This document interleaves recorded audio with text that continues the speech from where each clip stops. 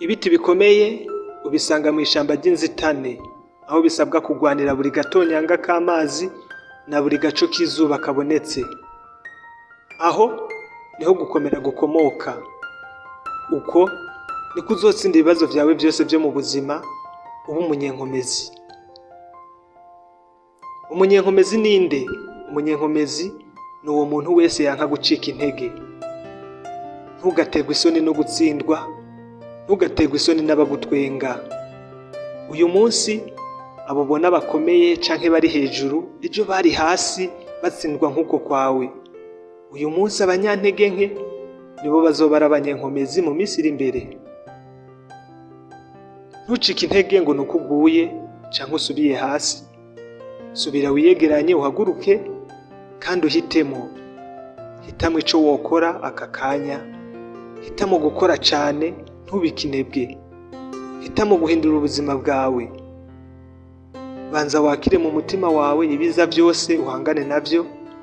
Ivyari ibibazo bizokubera nk'umukino bibi bisanzwe. Nta na kimwe kizogushobora, kuko niwe uhitamo ico gukora. Niwe uhitamo gucika intege, si ibibazo biguhitiramwo. Niwabireka bizoguhitiramwo, kandi niwabireka bizokunesha, ariko ntuvyemere. Ntubikinebwe. Kora, shira ku murongo ubuzima bwawe. Shiraho indoto zawe ushaka kugera. Tegeka ubuzima bwawe ubwere ku murongo. Fata akanya wiyumvire, gira ishaka, ureke imikino. Kurikira ivyo wipfuza, kurikira indoto zawe. Bive mu mvugo n'indoto ubishire mu ngiro. Ubuzima bwawe bukore nk'inkuru canke ireresi, isinema, ifilime nawe wonezererwa kuraba. Iyo nkuru yawe yandike neza, wandike n'iherezo ryayo ryiza. Iyizere wiyemere, kuko bitabaye uko nta wundi azobigukorera. Abantu benshi bacika intege bari hafi kugera kuco baruhiye, baharaniye, bagwaniye igihe kinini. Wirinde rero ntube nkabo. Ntuzaho ivyo wagwaniye bigeze. Oya, genda ufate icirore wirabe. Witere intege, wibwire kuzobikora, wibwire kuzobishobora. Wibwire kutazokwigera na rimwe urekura. Ntukizerere mu bandi bantu ubona ko bogufasha. Abandi bo kugufasha ni wewe, inkomezi zawe n'ubwenge bwawe. Iyizere, ahubwo tangura, ubishire mu bikorwa. Sinitaye ku vyo uri kuriyumvira, gusa uko biri kose, kurikira indoto zawe. Vyose uzobona vyitura imbere yawe, vyose bizogenda neza, nawe uzomera neza. Ntukisuzugure, ntugasuzugure ivyiyumviro vyawe. Haranira ivyo vyose ukeneye mu buzima bwawe. Nta numwe azokumenyera ivyo ushoboye canke udashoboye mu buzima bwawe. Ni wewe shoferi.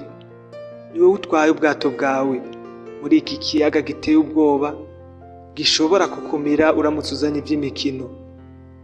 Ni wewe dereva w'ubwo bwato bwiza, bukozwe neza ku rwego rwo guhangana n'imiyaga yose uko yoba imeze kose. Ico usabwa ni ukubwereka inzira ukeneye ko bukurikiza. Ongera wirabe muri ca kiyo, irabe mu maso. Mbega ubona iki? Je mbona icizere, mbona impinduka, mbona inkomezi, mbona ishaka, mbona ibintu vyose ushaka kuba, mbona bimwe vyose ushaka kuba. Hitamwo, raba mu maso hawe, vyose biraho. Urafise inkomezi zo kurema akajuru kawe gato hano kw'isi. Iyizere, urabishoboye. Wobikora bigakunda.